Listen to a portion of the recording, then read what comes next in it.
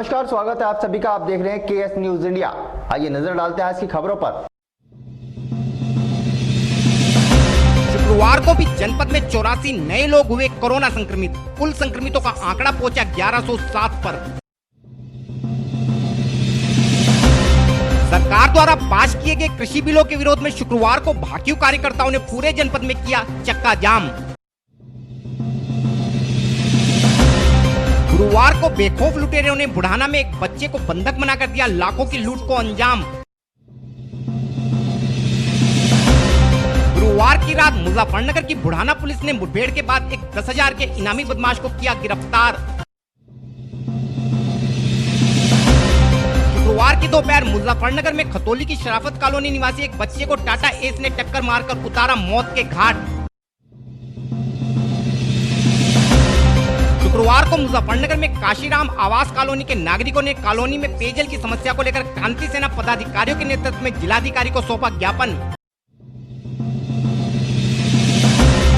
शुक्रवार को मुजफ्फरनगर में सपा पदाधिकारियों ने सरकार द्वारा पास किए गए कृषि बिलों को काला कानून बताते हुए इन्हें रद्द करने की मांग को लेकर प्रशासन को सौंपा ज्ञापन। शुक्रवार को मुजफ्फरनगर में अधिवक्ताओं ने विगत दिनों बागपत में एक अधिवक्ता के साथ पुलिसकर्मियों द्वारा की गई अभद्रता पर कड़ा रोष जताते हुए दोषियों पर कार्यवाही की मांग को लेकर जिला प्रशासन को सौंपा ज्ञापन।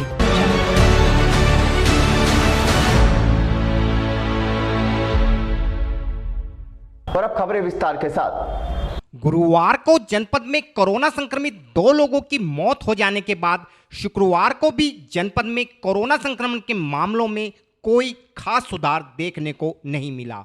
गुरुवार को जहां जनपद में 90 नए लोग कोरोना संक्रमण का शिकार बने थे, वहीं शुक्रवार को यह आंकड़ा 84 पर आकर थम गया। शुक्रवार को जनपद के स्वास्थ्य विभाग को कुल 966 कोरोना सैंपलों के परिणाम प्राप्त हुए, जिनमें 28 लोग कोरोना संक्रमित पाए गए। इसके अलावा प्राइवेट लैब से प्राप्त परिणाम के आधार पर जनपद के 8 लोगों में कोरोना संक्रमण की पुष्टि हुई है। साथ ही शुक्रवार को भी जनपद के 48 लोग रैपिड किट के माध्यम से किए गए टेस्ट में कोरोना संक्रमित पाए गए हैं। इन 84 लोगों में टंडेड़ा से 1, कवाल जेल 4, भलेड़ी 1, वाजिदपुर 1, बेहड़ा सदात 1, थाना Sikhera 1, Dhiraheri 1, Deval 1, north civil line 2, Muzaffarnagar LRM 1, Gaushala Nadi road 1, Rishabh Vihar 3, Rampuri 1, Bhartiya colony 1, Krishnapuri 1, Nai Mandi 1, DC पार्सन 1, एकता विहार 1, खालापार 1, द्वारकापुरी 3, सिटी सेंटर 1, जसवंतपुरी 2, कच्ची सड़क 1, पुलिस लाइन 1, संजय मार्ग 3, आदर्श कॉलोनी 1, किरण सिटी 1, थाना civil line 2, Anand Vihar 1, civil line 1, Bachan Singh colony 1, officer colony 1, Gandhi colony 4, Jat colony 1, Nadi road 1, Kambalwala Bagh 1, Gaushala 1, Vrindavan city 2, Kiran city 1, Patel Nagar 1, थाना civil line 2, A to Z colony 2, ITO colony 1, south Bhopa road 1, Awas Vikas colony 1, Adarsh colony 1, Purbaliyan 2, 1, Garhi Bahadurpur 1, 2, Mandi Mohalla Budhana 1, Lal Mohammad Khatauli 1, MMC Khatauli 2, Badsu 2, Ganeshpuri Khatauli 1, UP steel Mansurpur 1, Mansurpur mill 1, Budhana Khurd 2, Bagra 1 तथा अटाली से 1 व्यक्ति संक्रमित पाया गया है।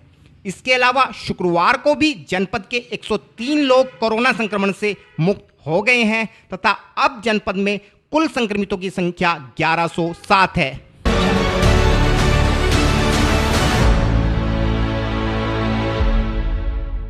विगत दिनों केंद्र सरकार द्वारा संसद में पास किए गए 3 कृषि बिलों को किसान विरोधी बताते हुए देश भर के किसान संगठनों ने 25 सितंबर को पूरे देश में चक्का जाम करने की घोषणा की थी।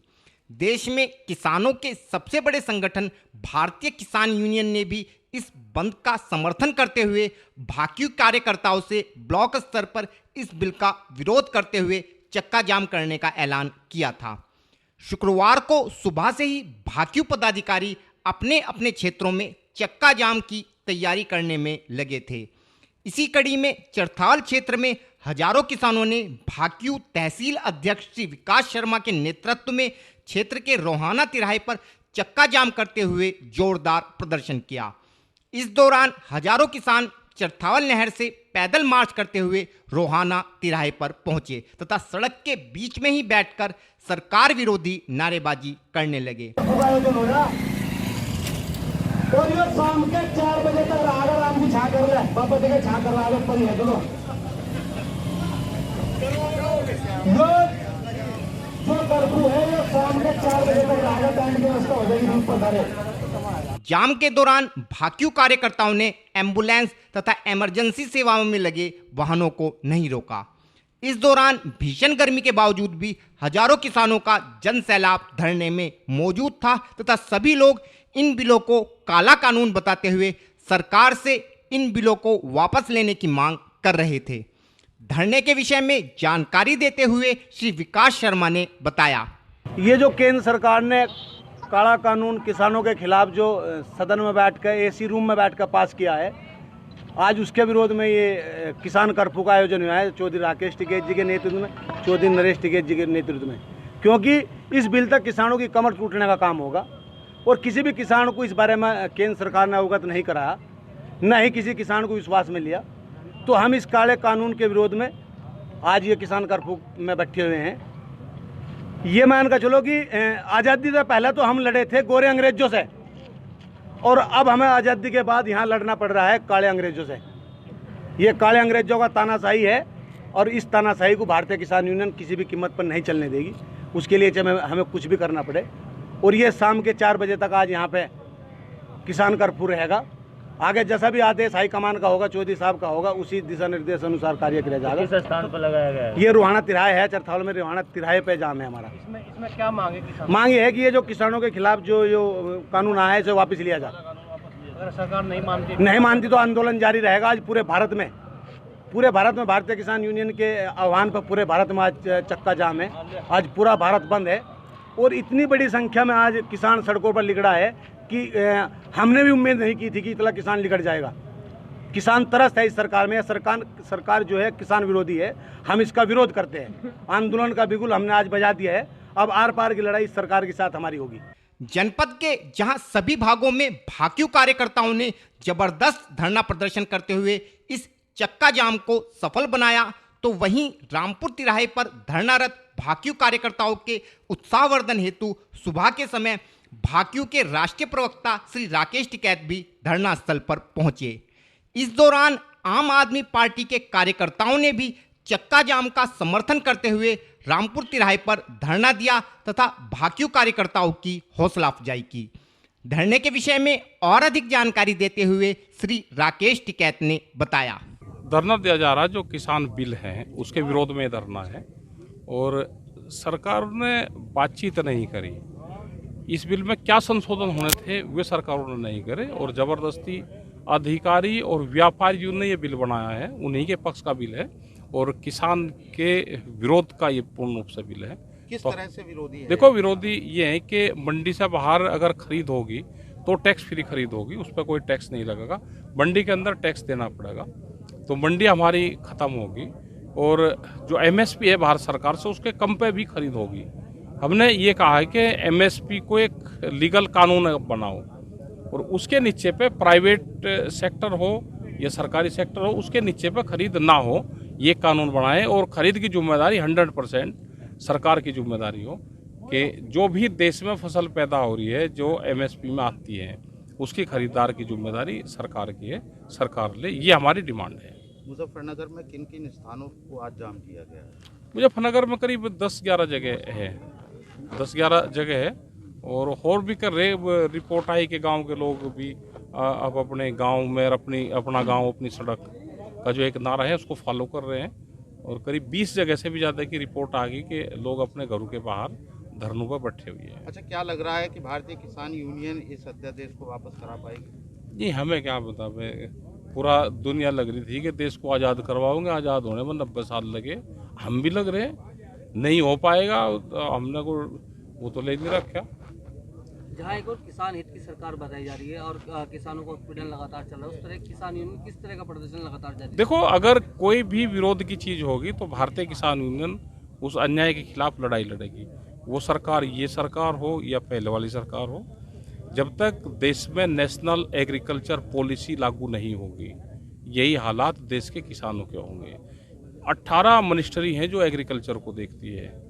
अगर यहाँ पे किसी चीज़ की कमी होगी तो विदेश मंत्रालय उसको बाहर से वो कर लेगा। यहाँ पे किसान का क्या प्रभाव पड़ेगा, किसानों को सुना नहीं जाता। बाहर से आप सस्ते में माल खरीद के यहाँ पे आप बेचोगे। पूरी दुनिया में तो सब्सिडाई पे पूरी दुनिया का किसान चलता है। यहाँ पर तो 4% सब्सिडी वो भी फर्टिलाइजर इंडस्ट्रीज को है, और पूरी दुनिया में आज 72% तक सब्सिडी है। ऑस्ट्रेलिया जैसे मुल्क में 4,500 रुपये पर क्विंटल वीट पर सब्सिडी है, गेहूं के ऊपर। यहाँ पे उसका 1,500 रुपये का रेट है। तो आप कैसे मुकाबला उसको कर लोगे?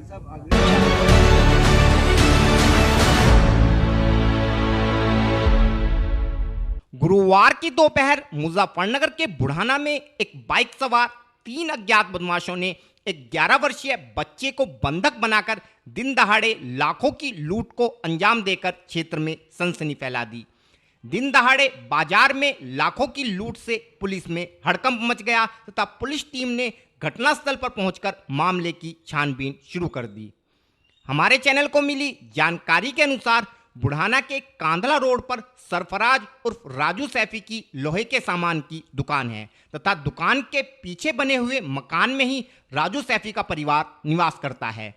गुरुवार को राजू सैफी की पत्नी किसी काम से मेरठ गई हुई थी तथा राजू सैफी दुकान पर अकेले थे।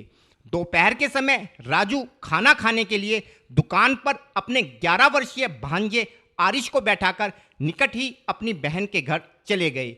कुछ समय पश्चात ही राजू की दुकान पर बाइक सवार 3 युवक पहुंचे तथा आरिश को बंधक बनाते हुए दुकान के पीछे बने घर में बंद कर दिया तथा बच्चे से घर की चाबी लेकर अलमारी में रखे कीमती जेवर तथा 35,000 की नकदी पर हाथ साफ कर दिया।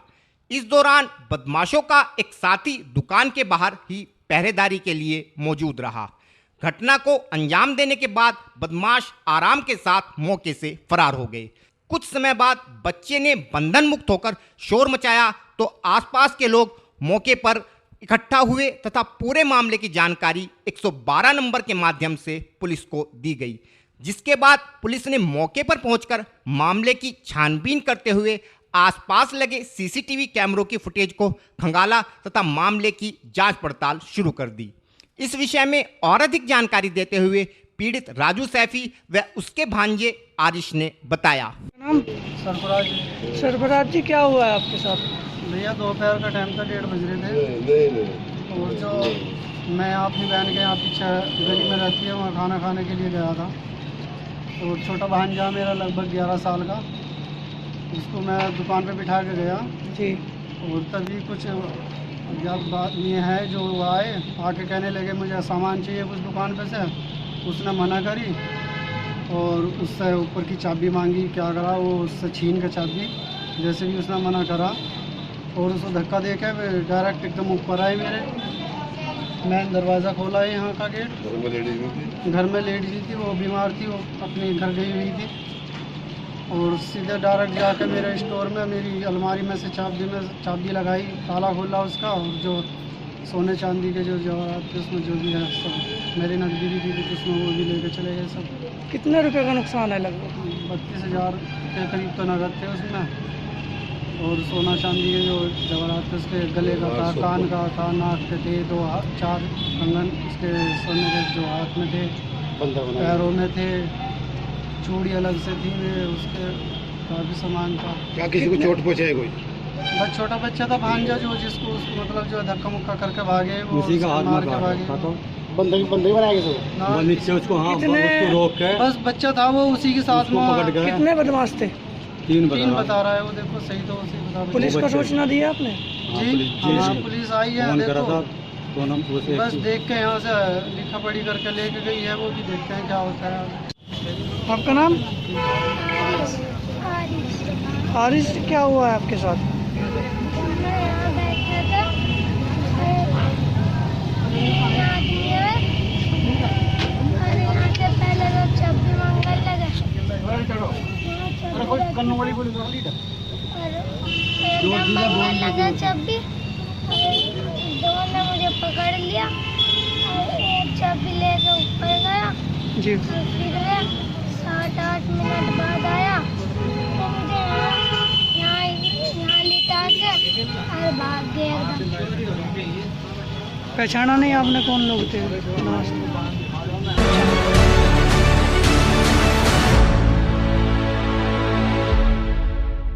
गुरुवार की दोपहर जहां बाइक सवार बदमाशों ने दिन दहाड़े बुढ़ाना के कांदला रोड पर लूट की घटना को अंजाम देकर क्षेत्र में सनसनी फैला दी थी, वहीं गुरुवार की रात बुढ़ाना पुलिस ने बदमाशों से हुई मुठभेड़ के बाद एक 10,000 के इनामी बदमाश को गिरफ्तार करने में सफलता प्राप्त की है।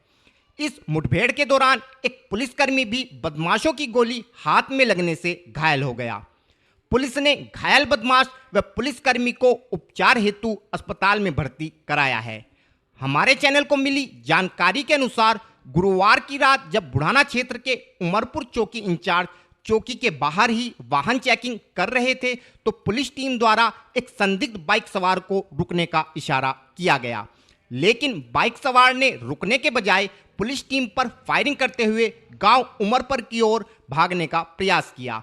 बदमाशों द्वारा चलाई गई गोली एक पुलिसकर्मी के हाथ में लगने से पुलिसकर्मी घायल हो गया, जिसके बाद पुलिस टीम द्वारा भी साहस का परिचय देते हुए बदमाश का पीछा कर आत्मरक्षा में फायरिंग की गई।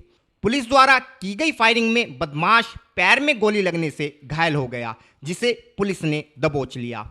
गिरफ्तार बदमाश की पहचान 10,000 के इनामी मेरठ क्षेत्र के गांव पांचाली निवासी अशफाक के रूप में हुई है।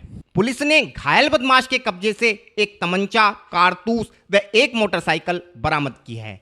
मुठभेड़ के विषय में जानकारी देते हुए एसपी देहात श्री नेपाल सिंह ने बताया, इस समय हम साहा डब्बर के जंगल में हैं यहाँ पर, और आप लोगों को जानकारी है कि इस समय जनपद मुजफ्फरनगर में एसएसपी सर के निर्देशन में जगह जगह बदल करके रेंडमली चेकिंग अभियान, वाहनों की चेकिंग, संदिग्ध वाहनों की चेकिंग और अपराधियों की धरपकड़ की चेकिंग अभियान चल रहा है इस समय। आज उसी परिप्रेक्ष्य में जनपद मुजफ्फरनगर में चेकिंग की जा रही थी और थाना बुढ़ाना में भी चेकिंग की जा रही थी। तो चौकी के पास उमरपुर के चौकी इंस्पेक्टर साहब और पुलिस फोर्स चेक कर रहे थे, तो जैसे एक मोटरसाइकिल दिखाई दी, उसको रोकने का प्रयास किया, वो नहीं रुके और साहा डंबर जंगल तरफ भागे। पुलिस ने पीछा किया, पुलिस पर उन्होंने फायर किया। पुलिस ने भी आत्मरक्षार्थ अपने बचाव और बहुत ही समझदारी से फायर किया। एक बदमाश की गोली लगी, एक बदमाश एक में भाग गया। एक सिपाही हमारे गोली लगी है। जो घायल है बदमाश, उसका नाम अशफाक रुपाके है, वो मेरठ निवासी है और उस पर 10,000 का इनाम है और लगभग उस पर 1.5 दर्जन मुकदमे हैं। हर धाराओं के मुकदमे हैं, गंगा स्टल, लूट, डकैती है, चोरी है, हर तरह के मुकदमे हैं। बदमाश घायल को अस्पताल भेज दिया गया है, मुकदमे की कार्रवाई की जा रही है।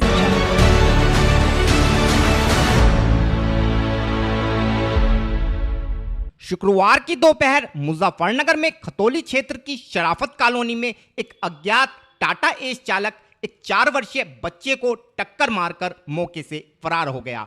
टक्कर लगने से बच्चे की मौके पर ही मौत हो गई तथा बच्चे के परिवार में कोहराम मच गया।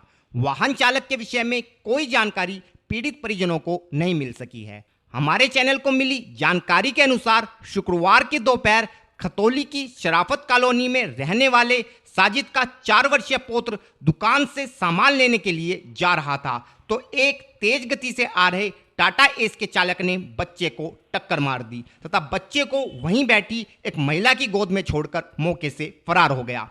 टक्कर लगने के कारण बच्चे की मौके पर ही मौत हो गई तथा बच्चे की मौत से उसके परिजनों में कोहराम मच गया।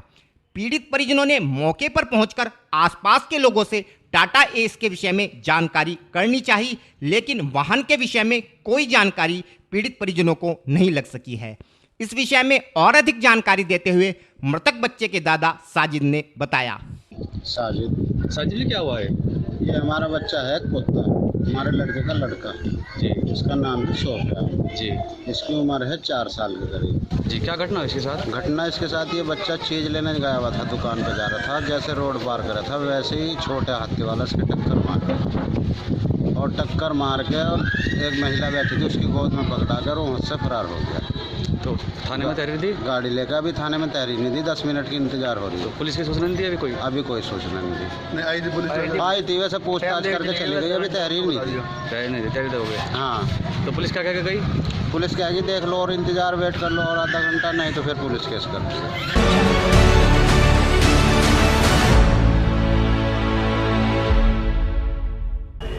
वक्त हो चला है केएस न्यूज इंडिया में एक छोटे से ब्रेक का।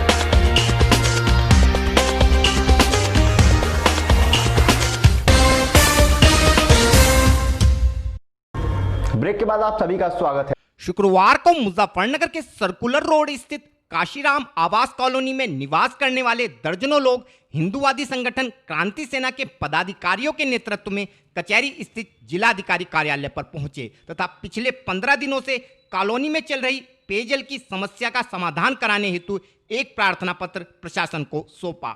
इन नागरिकों का कहना था कि काशीराम आवास कॉलोनी में पेयजल वितरण के लिए लगाई गई ट्यूबवेल अक्सर खराब रहती है तथा मौजूदा समय में भी यह ट्यूबवेल पिछले 4 दिनों से खराब पड़ी है, जिस कारण इस कॉलोनी में रहने वाले लोग पीने के पानी को भी तरस गए हैं तथा उन्हें रोजमर्रा के कार्य करने हेतु भी बड़ी दिक्कतों का सामना करना पड़ रहा है। और इसी कारण से सभी कॉलोनी वासियों ने प्रशासन से आग्रह किया है कि कॉलोनी में लगी ट्यूबवेल हेतु एक स्टैंड बाय मोटर की व्यवस्था कराने के साथ साथ कॉलोनी में अर्धनिर्मित पानी की टंकी का निर्माण भी जल्द से जल्द पूरा कराया जाए ताकि क्षेत्रवासियों की पेयजल की समस्या का समाधान हो सके।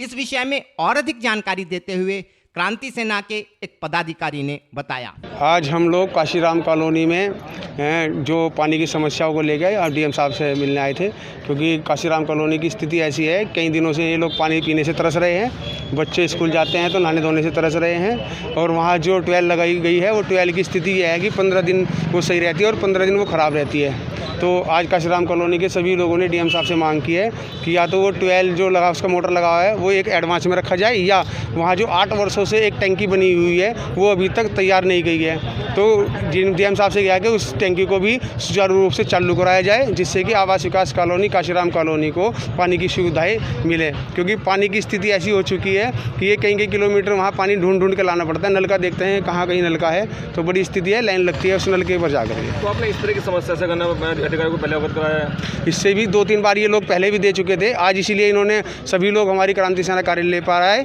और आज हम लोगों के नेतृत्व में हमने डीएम साहब से मिलकर इनकी समस्या का हल करवाने का डीएम साहब ने किस तरह का आश्वासन दिया आपको? हमें डीएम साहब तो मिले नहीं, मगर आज जो एडीएम प्रशासन ने हमें आश्वासन दिया है कि आपकी समस्या को जल्द ही निस्तारण करा जाएगा। अगर आपकी समस्या का निदान नहीं हुआ तो आगे क्यों? देखो, ये वहाँ की समस्या इस तरह की है, ना तो सभासद है, ना वहाँ प्रधान है, ना कुछ है, वहाँ केवल डीएम साहब के अंडर में। अगर हम लोगों की समस्याएं नहीं सुनी गई तो हम वहीं महावीर चौक पर डीएम साहब का पुतला दहन करेंगे, क्योंकि प्रशासन हमारी सुनने को तैयार नहीं है। बच्चे पानी से तरस रहे हैं, महिलाओं को कई किलोमीटर दूर पानी लाकर धोना पड़ रहा है और 2-2, 3-3 मंजिली पानी चढ़ाना पड़ रहा है। ऐसे भी लोग हैं जो लोग अपाइज हैं, वे पानी कहाँ से लाएंगे और किस तरह हम अपनी 2-3 मंजिल पे चढ़ाएंगे।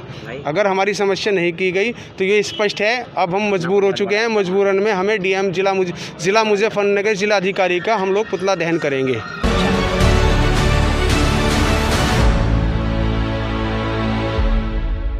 शुक्रवार को मुजफ्फरनगर में सपा के दर्जनों पदाधिकारी सपा जिला अध्यक्ष श्री प्रमोद त्यागी के नेतृत्व में कचहरी स्थित जिलाधिकारी कार्यालय पर पहुंचे तथा विगत दिनों सरकार द्वारा पास किए गए कृषि संबंधी बिलों का विरोध करते हुए इन बिलों को वापस लेने की मांग को लेकर देश के राष्ट्रपति को संबोधित एक ज्ञापन जिला प्रशासन को सौंपा। सपा कार्यकर्ताओं का कहना था कि मौजूदा संसद सत्र में सरकार द्वारा पास किए गए तीनों कृषि बिल किसान विरोधी हैं तथा इन बिलों के पास हो जाने से देश के किसान की स्थिति और भी खराब हो जाएगी, क्योंकि ये बिल देश में मंडी व्यवस्था का खात्मा कर देंगे तथा किसान को मजबूर होकर अपनी फसल एमएसपी से भी कम दाम पर बेचनी पड़ेगी, जिस कारण देश में एमएसपी की अवधारणा ही समाप्त हो जाएगी। साथ ही देश में कॉन्ट्रैक्ट फार्मिंग के आ जाने से देश के किसान की स्थिति अपने ही खेत में मजदूर जैसी हो जाएगी और इसी कारण से देश के किसानों समेत लगभग सभी राजनीतिक दल इस काले कानून का पुरजोर तरीके से विरोध कर रहे हैं। इस संबंध में और अधिक जानकारी देते हुए श्री प्रमोद त्यागी ने बताया। जो केंद्र सरकार ने पार्लियामेंट में लोकतांत्रिक तरीके से 3 बिल पास किए किसानों से संबंधित, जब ये अध्यादेश जारी हुए थे 2 महीने पहले, तभी से समाजवादी पार्टी इसका विरोध कर रही थी कि किसानों के लिए, मजदूरों के लिए, देश की जनता के लिए अहितकर है। पहला बिल है जिसमें ये मंडियाँ समाप्त करके आम जो बड़े व्यापारी हैं वो किसानों की उपज खरीद सकते हैं।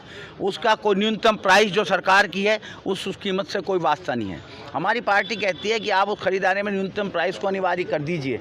न्यूनतम प्राइस से कम में वो नहीं खरीदेंगे, हमें कोई एतराज़ नहीं। दूसरा कानून ये है, लाखों टन, करोड़ों टन उपज आप व्यापारी अपने गोदाम में भर सकता है। एसेंशियल कमोडिटी एक्ट समाप्त कर दिया है। जो उन पे छापे लगते थे कि आपने कैसे इतना धन गल्ला इकट्ठा कर लिया, चावल इकट्ठा कर लिया। और तीसरा है कॉन्ट्रैक्ट एग्रीकल्चर। अंबानी, अडानी जो बड़े बड़े इजारेदार पूंजीपति हैं वो किसानों की ज़मीन ले लेंगे। ये डोल ख़त्म हो जाएगी, किसान अपनी ज़मीन पर मजदूर बन जाएगा। कॉन्ट्रैक्ट फार्मिंग गन्ने की हो रही है हमारे इलाके में, आप लोगों को मालूम है। 2-2 साल पेमेंट नहीं होता। गन्ना बंधा हुआ है कि मिल को डालना पड़ेगा, 2-2 साल पेमेंट नहीं हो रहा। और जब पूरी ज़मीन उनके पास चली जाएगी, क्या गारंटी है पेमेंट होने की। आलू बुआया था सरकार ने आगरा में कॉन्ट्रैक्ट बेस पर, आलू का पेमेंट 3-3 साल नहीं हुआ। तंबाकू हुआ था आंध्र प्रदेश में, सरकार ने तंबाकू का पेमेंट 4-4 साल तक नहीं हुआ। तो कॉन्ट्रैक्ट बेस पर किसान अपनी ज़मीन पर मजदूर हो जाएगा। जो आज खेतिहर मजदूर है उसका काम ही ख़त्म हो जाएगा। मैं अभी कह रहा था 2014 में जो अंबानी की संपत्ति थी, जो अडानी की संपत्ति थी, वो आज 10 गुना बढ़ गई। कैसे बढ़ गई है? बीजेपी की संपत्ति, हर जिले में उनका 5 स्टार ऑफिस है। कैसे हो गया है?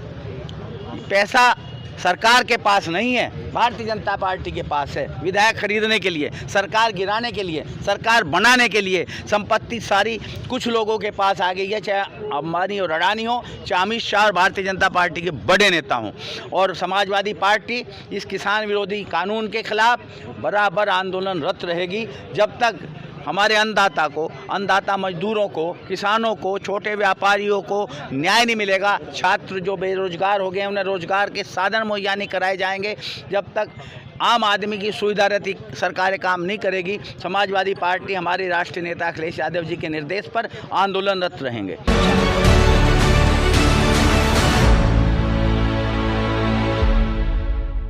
शुक्रवार को मुजफ्फरनगर के समस्त अधिवक्ताओं ने पश्चिमी उत्तर प्रदेश संघर्ष समिति के आह्वान पर न्यायिक कार्यों से विरक्त होकर विगत दिनों बागपत में एक अधिवक्ता के साथ पुलिसकर्मियों द्वारा किए गए अभद्र व्यवहार पर कड़ा रोष जताते हुए दोषी पुलिसकर्मियों पर कार्यवाही की मांग को लेकर प्रदेश के मुख्यमंत्री को संबोधित एक ज्ञापन अपर जिलाधिकारी को सौंपा। अधिवक्ताओं का कहना था कि विगत दिनों बागपत के पुलिसकर्मियों द्वारा एक साथी अधिवक्ता के साथ किए गए अभद्र व्यवहार के कारण पश्चिमी उत्तर प्रदेश के समस्त अधिवक्ताओं में भारी रोष व्याप्त है और इसी कारण से पश्चिमी उत्तर प्रदेश संघर्ष समिति के आह्वान पर समस्त अधिवक्ताओं ने शुक्रवार को न्यायिक कार्यों से विरक्त होकर इस मामले में दोषी पुलिसकर्मियों पर कार्यवाही की मांग करते हुए प्रत्येक जिले में प्रदेश के मुख्यमंत्री को संबोधित एक ज्ञापन जिला प्रशासन को सौंपा है। इस संबंध में और अधिक जानकारी देते हुए एक वरिष्ठ अधिवक्ता ने बताया। पश्चिमी उत्तर प्रदेश संघर्ष समिति के आह्वान पर आज अधिवक्तागण समस्त न्यायिक कार्य से विरत हैं। जिला बागपत में जो है एक हमारे अधिवक्ता महोदय के साथ जो है पुलिस द्वारा अभद्र व्यवहार किया गया था, जिसकी सूचना जिला बार एसोसिएशन द्वारा जो है हमारे पश्चिमी उत्तर प्रदेश संघर्ष समिति को दी गई। उनके आह्वान पर जो है आज दोनों बारों के जो अधिवक्ता हैं, सिविल बार एसोसिएशन और जिला बार एसोसिएशन, वे समस्त न्यायिक कार्य से विरत हैं और इस संबंध में हम जो है जिलाधिकारी महोदय के माध्यम से जो है उत्तर प्रदेश के मुख्यमंत्री साहब को ये ज्ञापन सौंपने आए हैं। जो वकीलों के साथ जो जाति की गई है उन पुलिसकर्मियों के साथ और उन अधिकारियों के साथ जो है सख्त कार्रवाई की जाए, इस आशय से ये ज्ञापन दिया जा रहा है। अधिवक्ताओं के हित में, अधिवक्ताओं की सुरक्षा के लिए जो भी संभव होगा वो बार एसोसिएशन करेंगी और इसमें पश्चिमी उत्तर प्रदेश संघर्ष समिति का एक महत्वपूर्ण स्थान है। संघर्ष समिति के सभी 17 जिलों में जो है आज अधिवक्तागण जो है समस्त न्यायिक कार्य से विरत हैं। आज के बुलेटिन में इतना ही। कल फिर होंगे हाजिर कुछ नई और ताजा खबरों के साथ। देखते रहिए केएस न्यूज इंडिया।